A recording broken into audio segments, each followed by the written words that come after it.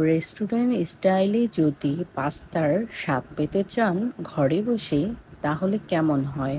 আজকে আপনাদের জন্য ঘরে বানানো বেক পাস্তার রেসিপি নিয়ে চলে আসলাম।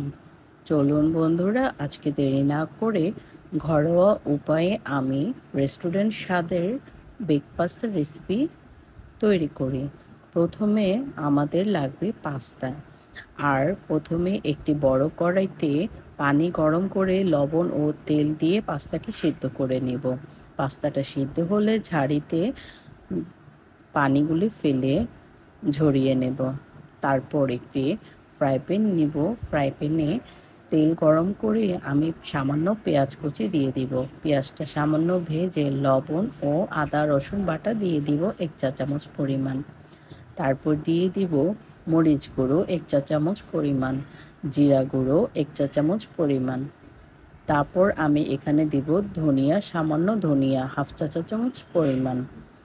এখানে সবগুলো মশলাকে মিক্স করে নিয়ে তাতে কিছু সামান্য পরিমাণ পানি দিয়ে দিব। এবার পানির সাথে মশলাটাকে কষিয়ে নেব। তারপর দিয়ে দিব সয়া সস। এখানে আমি 1 টেবিল চামচ পরিমাণ সয়া সস ও 2 টেবিল চামচ পরিমাণ টমেটো সস দিয়ে দিয়েছি।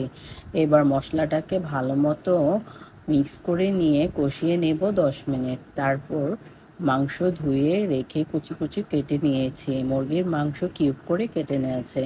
এবার তা দিয়ে দিলাম মশলার উপর। এবার মাংসগুলোকে ভালো করে মিক্স করে নিয়ে 10 মিনিট রান্না করে নেব। যখন মাংসটা হয়ে যাবে তখন আমি 1 চা চামচ পরিমাণ গরম মশলা গুঁড়া দিয়ে দিয়েছি। এবার মশলার সাথে আবারও ভালো করে মিক্স করে সাইড করে রেখে দিব। এবার একটি বড় হাঁড়িতে আমি 1 টেবিল চামচ পরিমাণ বাটার নিয়ে নিয়েছি। এখানে বাটারটাকে গলিয়ে নেব। তারপর আমি দিয়ে দিব রসুন কুচি। রসুন কুচি ও বাটারটা দিলে স্বাদে দ্বিগুণ হবে। তারপর আমি দিয়ে দিব ময়দা। এখানে আমি ময়দা দিয়ে দিয়েছি সামান্য পরিমাণ। এখানে আমি 4 টেবিল চামচ পরিমাণ মতো ময়দা দিয়ে দিয়েছি। এবার ময়দার সাথে বাটারের মিশ্রণটাকে মিক্স করে নেব। 2 চা চামচ পরিমাণ উঁচু করে গুঁড়ো দুধ অ্যাড করে দিচ্ছি। এবার গুঁড়ো দুধ ও ময়দাটাকে ভালো করে বাটারের সাথে মিক্স করে নেব। এবার হাঁড়িতে সামান্য পরিমাণ পানি অ্যাড করে দিচ্ছি। পানি অ্যাড করে দিয়ে স্প্যাচুলার সাহায্যেও ভালো করে মিক্স করে নেব যাতে দলা পেকে না যায়। এবার মিশ্রণের সাথে সামান্য পরিমাণ চিলি ফ্লেক্স দিয়ে দিয়েছি। ঝালের পরিমাণ বুঝে আপনারা চিলি ফ্লেক্স দিয়ে দিবেন। এবার চিলি ফ্লেক্সটাকে ভালো করে মিক্স করে আবারও সামান্য পরিমাণ পানি অ্যাড করে দিয়েছি। এখানে আমি 1 কাপ পরিমাণের কিছুটা কম পানি অ্যাড করে দিয়েছি।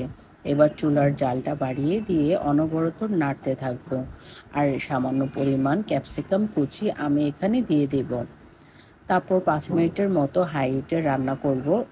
আর আমার এখানে লাগবে বারবিকিউ সস। এখানে আমি 1 টেবিল চামচ পরিমাণ বারবিকিউ সস আর আবারও আমি এখানে টমেটো সস অ্যাড করছি। এখানে টমেটো সস আমি এখানে 4 টেবিল বা 5 টেবিল চামচ উঁচু করে দিয়ে দিয়েছি। দেখুন কালারের কম্বিনেশন দেখেই বোঝা যাচ্ছে টমেটো সসের পরিমাণটা। তারপর আমি দিয়ে দিব গুঁড়ো দুধ। আবারও 2 টেবিল চামচ পানির সাথে মিক্স করে আবারও দিয়ে দিলাম। এবার ভালো করে মিশ্রণটাকে অনবরত নাড়তে হবে। তারপর আমি মজরেলা চিজকে গ্রেট করে নিয়েছি। মজরেলা চিজটাকে দিয়ে আবারও মিশ্রণের সাথে ভালো করে রান্না করে নেব।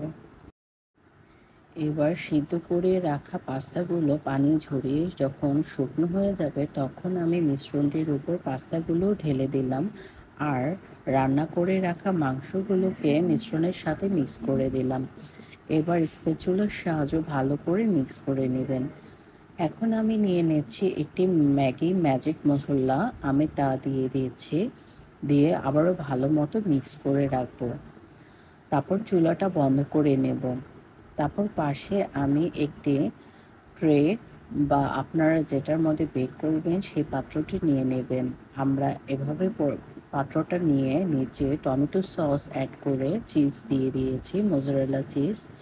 আপনাদের হাতের কাছে যে মোজারেলা চিজ থাকবে তা দিয়ে দিবেন। এবার রান্না করে রাখা পাস্তাগুলো ছড়িয়ে দিলাম, তারপর ক্যাপসিকাম কুচি দিয়ে দিলাম, তারপর মোজারেলা চিজটা আবারও দিয়ে দিচ্ছি, আর সাথে দিয়ে দিচ্ছি টমেটো সস। টমেটো সসটা দেওয়ার পরে আমি আবারও পাস্তা দিয়ে দিচ্ছি। এভাবে 2 লেয়ারে আমি পাস্তাটাকে সাজিয়ে নিচ্ছি ও সর্বশেষ টমেটো কেচাপ দিয়ে আমি মোজারেলা চিজ ওভারলোড করে দিয়ে ওভেনে বেক করে নিব 15 মিনিটের মতো। 15 মিনিট পরে ওভেনটা বন্ধ করে দিয়ে দেখুন নামিয়ে নিলাম আমার ওভেন বেক পাস্তা। দেখুন কত দারুণ হয়েছে, একদম রেস্টুরেন্ট স্টাইলে হয়েছে। তো আমার ভিডিওটি ভালো লাগলে অবশ্যই লাইক ও কমেন্টস করতে ভুলবেন না। ধন্যবাদ সবাইকে।